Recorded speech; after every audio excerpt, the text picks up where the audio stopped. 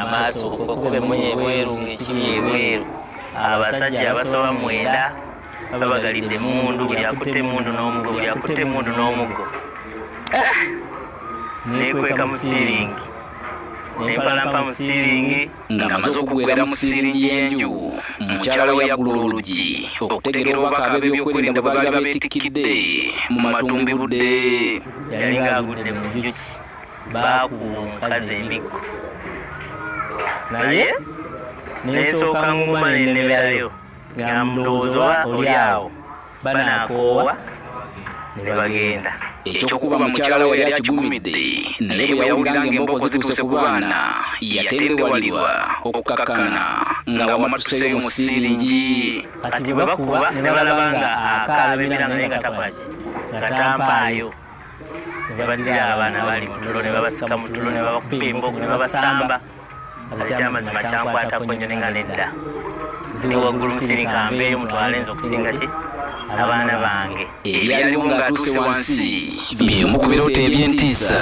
ebikyamugumula mu tulo n'okutuusa olwaleero abasajja bankuba emiggo abantu abasukka 9 ng'owuliriza buwulizi giringa enkuba bwegitigi nempulira nga nfa okusalina kuba omulango ogw'amaanyi ennyo nendeekaana ne balyoka basalako kuba obule bwali kiro nnyo tumbibodde kati mu kusalako ne balekerawo ne bankwata bataddeko empingu bakola ebyo bataddeko empingu ne bankwata ne bantwala ne banteeka mu pulimo ejjowejjowejjo nga bamutuusiza kwesaayiyo kireka wabulanga nayo tebyali byangu nandowooza oba olemba nantuusa biwedde kale bansibe kumbe buli kitepu gye natuukangako nga its beginning ekireka gye bamujjanga okumutwala ku sseemwayo embuya buli ku makya ng'eno gye bamusobezanga gajojijoji w'ebibuuzo naye ebikulu ennyo ebirimu nga biri nti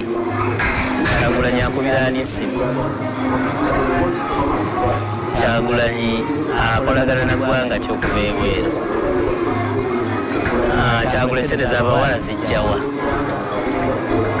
kinanze mbagamba naye ati kaakati ebibuuzo bye mumbuuze kyamazima mukwate Kyagulanyi oyo mumubuuze ebibuuzo bwe yalina ansa yaabyo oluvannyuma lw'ebbanga ye ne banne balabiraawo nga batwaliddwa mu kkooti y'amagye makindye kati olwo abaana baali bagambye tetugenda kulya mmere batwale mu kkooti ate siti batwale batusibire mu kimateeka naye eno tebanaba akamala emyaka 4 ati tugenda kubeera wano mpaka ddi bakola ki ne bakeera ku olwo nga bakaamu ennyo ne batugyayo mangu mangu ne batuyingiza emmotoka kumpi bwe mutula ku munambagulu twefunye bwe tuti balinga bapakidde kasooli bisinde paka poliisi kumanya ku kooti maasho naye kyamazima okutuuka mu kooti maasho nalaba paano okuva eno neeri abasajja babitogi bwebati bajenerali banengera balengere bona batudde wano ku lwange kweri bagenda kukozesa nze atalina wadde ejirita nga kkooti y'amagyeddwawo mu January omwaka oguwedde bano basigalirawo ttayo anti ne fayiro zaabwe tezazibwa mu kkooti za bulijjo nabusibe bulumanyi abasengo otudde awo nga tomanyiddire ogendako mu kkooti ng'agenda amanye erinaku y'ekkomera kyamubukako okulaba ate nga mutabani we omukulu naye bamuleetedde ku mpingu nawo nga ninga tulina okuguma ng'omusajja obeerewo nayembera mutabani wange mukomera ono naye tumubuuziza ye ne banne ekyabatanudde okukkiriza emisango gye baali beegaana edda twatuuka ekiseera nga n'abasiraamu tukkiriza nti asagafulula bwejja wano nga mbizi ezaawo tugituleke tulumya ekibabo kino twatuuka okukkiriza naye kati imagine wotuuke awo kitegeeza obusibe bwabutuuse wano kyokka wadde nga yawonye ekkomera Kalanzi agamba tamanyi wakutandikira kuba ne pikipiki mwe yajjanga ensimbi yatwalibwa ab'ebyokwerinda ku lunaku lwe bamukwata piki yange bagitwala emu simanyi gyeri nakati endala yaliwaabwe endala oli omwana olwawulira ati nange bakutte bamanya abalenzi naye naasikawo kati wendi wano sirina oluvannyuma lw'emyaka 5 ng'ali mu kkomera ekitalya Kalanzi kati essuubi limulimu bamuzira kisa abayinza okumukwasizaako asobola okutandika okutambuza obulamu kono okuyimirizaawo famire ye. Peter Serugo, NTV. Walinyo Serugo atuye bwana mukulu wa Lutike y'Ebibaga Reverend Father Charles Mayanja simusanyufu n'emivuyo gyerekedde mu kulonda kw'ebyalo wikyewedde omwali n'okulangirira abantu abatawangula. Mayanja ono yeewuunya engeri okulondako okusimba mu mugongo gye kutuuka okutabanguka ate nga buli kimu kiba kikolebwa mu lwatu. Okwogera bino abadde akulembedde mmisa mu Lutike y'Ebibaga olunaku olwaleero. Akaluko kwa ssentebe ku byalo akaliwo wiiki ewedde okwetoolera eggwanga ketupikamu emivuyo egy'enjawulo egyalekanga abamusomativu n'ebyakavaamu so nga waliwo n'abantu abakwatibwa. Waliwo n'abalonzi mu bitundu ebimu abalumiriza ebyokulonda okulangira abantu abatawangula. Kati bw'abadde akulembedde mu misa olwaleero bwannamukulu wa Lutike Ebibaga Reverend Father Charles Mayanja alaze obwennyamivu olw'emivuyo egyali mu kulonda kuno. Ate leero bwerusi bw'amazemu ekyeso ne mubala obululu obw'abantu abali ku layini bwe bati netta no kirabire nga this is the most transparent method. Ono yeewuunya engeri enkola y'okulonda ey'okusimba mugongo ate gyetobekamu emivuyo nga yandibadde ya bwerufu kubanga buli kimu kikolebwa mu lujjudde. Layini nga ziri bbiri endala mpanvu nnyo eriko okumpi oba mita zimeka omuntu n'alanga abantu abali ku layini nnyimpi awo bannayuganda bwe tutuuse nedda. There is something wrong. Kyetuteekwa okukolako. Abamu ku bannabyabufuzi abetya mu misa eno nabo batubuulidde nti ng'akalu k'ebyalo bwe katali mazima yadde okwenkanya obwakalimu. Ate awalanga ne popula buno obulondesebwa abamu tebeewandiisa ne bajja babawo popula ne bajja mu layini nga balina bukipapula kati mu byesa tekola kitwalimu. So ensonga y'okulonda tugamba nti akalulu kalina okuba free and fair. Okusinza akakiiko k'ebyokulonda okulonda ku byalo ebisoba mu 1000 kwakuddibwamu olw'emivuyo egy'akalimu ku lunaku lw'okulonda wiiki ewedde. Raymond Tamale, NTV ku ssaawa emu. Ate bo abagoba b'ebidduka naddala ab'emmotoka ezikola takisi wamu ne boodabooda mu bbendo musonyiwa mu katono mu bbendo b'e Masaka balaze obwennyamivu olw'amasundiro g'amafuta agamu babaguzanga amafuta amakyamu. Bano bagamba kitutte ebbanga nga mpaawo afaayo ku mutindo gw'amafuta mu kitundu kino ekikosezza nnyo ebidduka byabwe. Bino babitegeezezza ab'ekitongole ki Uganda National Bureau of Standards wamu ne Ministry y'ebyobugagga eby'ensibo abadde mu kitundu kino okubangula ab'ebidduka ku mutindo gw'amafuta. Okusinziira ku b'ebidduka mu kitundu ky'e Masaka kitutte ebbanga nga beekubira endulu ku mutindo gw'amafuta ogutundibwa mu kitundu kyabwe kyokka nga mpaawo avaayo kubadduukirira. Abantu abalisiisa amafuta era bamanyi amafuta amabi n'amalungi. Kati bo be basobola okumanya nti ddala naye mutuufu wano yadde tubawa layisiisi naye bano bagamba nti amafuta gano gabonedde ebidduka so nga n'agamu gaggwamu nga kye bajja bagagule.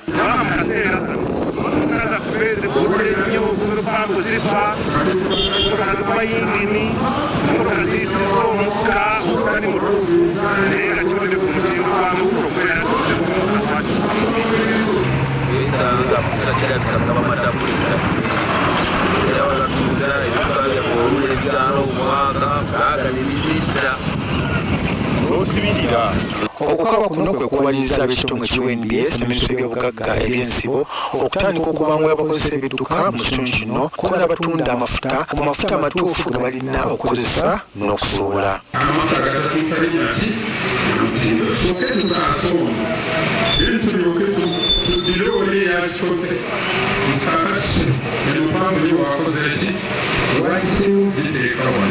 Boniface Kapere ova mu UNBS agambye nti olina amasundiro g'amafuta agameruka ate ne gatunda amafuta agatawera oba agatabuddwa obubi nga bakozesa parafini.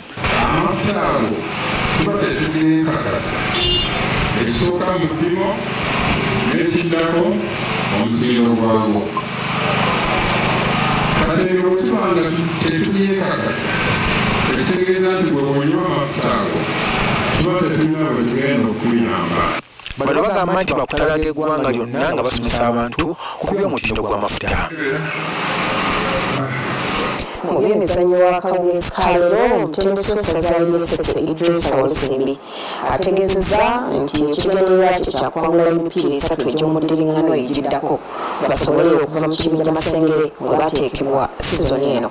Kino kiddiridde Essese okuba Mawokota goolo 1-0 mu mupiira gwabwe ogwaggudde laawundi ey'okubiri ey'ebibinja mu mpaka zino nga bakyazizza mu kisaawe eky'e Lutooka.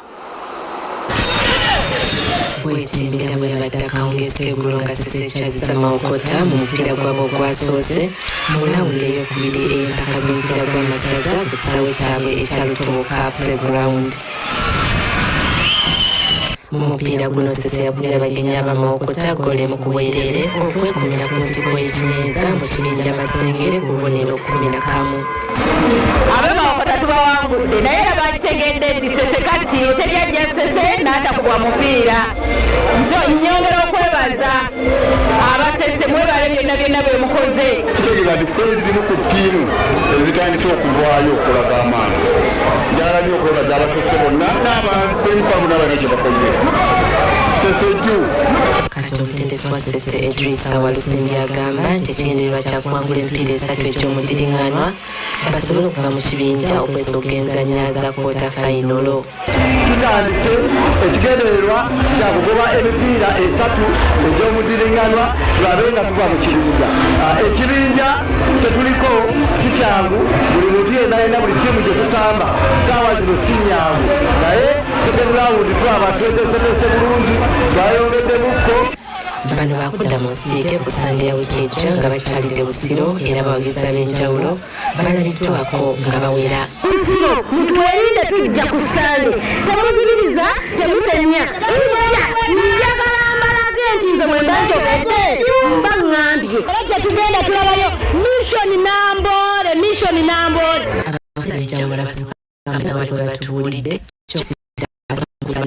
okuvujjirira yabwe nti omupiira gwa bbeeyi tuteeka ssente naye kaneze twataddemu ku mulundi guno okutuuka ku mupiira ogujja tewali kuba tulina okuyimirizawo abaana balina okubeera mu kampu. N'olwekyo njaga basaba nti banne mujje tulewo twongere ku buvujjirizi bwaffe eri ttiimu yaffe esobole okuwangula. Mbakakasa bwe twongera okuteeka ssente mu mupiira guno tugenda Nambooli. Bakubiriza tufeeyo nnyo okwongera amaanyi mu ttiimu yaffe Ssese. Buli alina kyalina akitoole omwaka guno nimwe essuubi nga nze kennyini nze ndiina okutuuka ku buwanguzi. Ssese eri ku masaza agatawangulangako mpaka zino kyokka nga ku luno bamalirivu nti bandisitukira mu kikopo. Regina Nalujja, NTV ku ssaawa. Mu by'emizannyo ebirala oluvannyuma lw'okuwangula emidaali egy'enjawulo mu mpaka z'amasomero eza National Secondary School Ball Games 2 ezaakomekerezebwa omwezi oguwedde, essomero lya St. Joseph's SS Naggalama kati litandise enteekateeka ez'okuzzaawo ekitiibwa kyalyo mu by'emizannyo. Essira kati liteekeddwa okuddamu okuzimba ttiimu z'emizannyo egy'enjawulo naddala omupiira ogw'ebigere. St. Joseph's SS Naggalama liri ku masomero agali gamanyiddwa ennyo olw'okufulumya abazannyi b'omupiira ab'enjawulo. Mu bamu ku be baafulumya mwe mwali ne Andy Mwesigwa wamu ne David Obuwa. Kyokka emyaka nga 15 egiyise bano ebyemizannyo baali babisulawo essira ne bazisa mu by'okusoma kwokka era nga beeniisa ku buli mu ggwanga lyonna.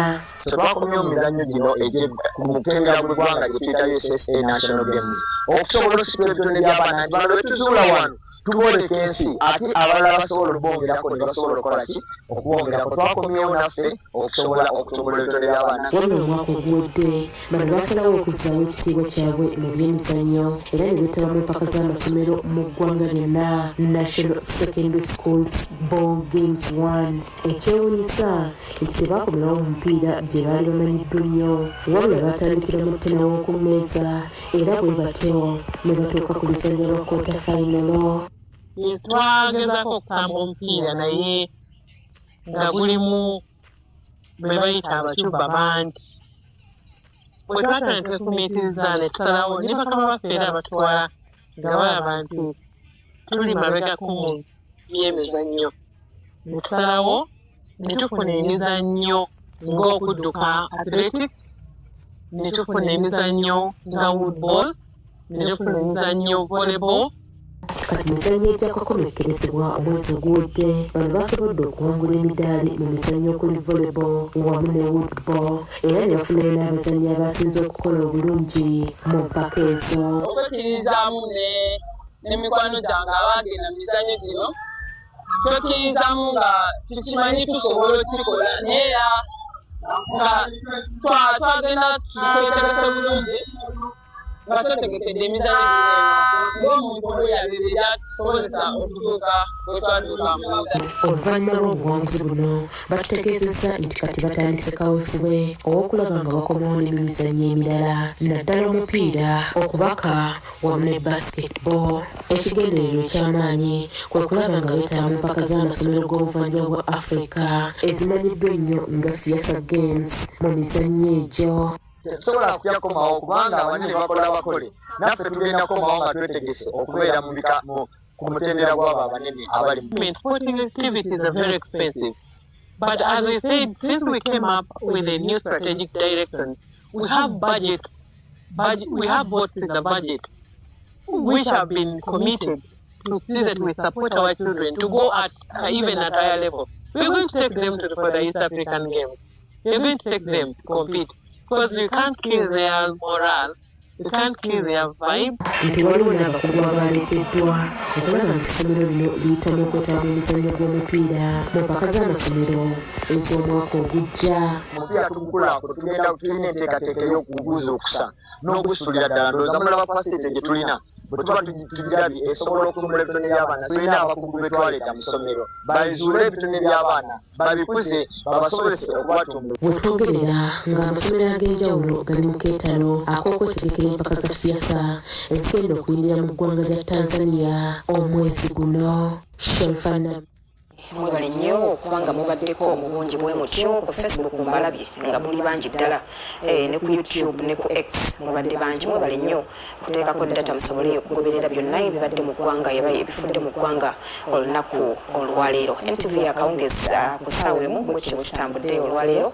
Mwebale nnyo. Nze Shamim Nayiga busule bulungi.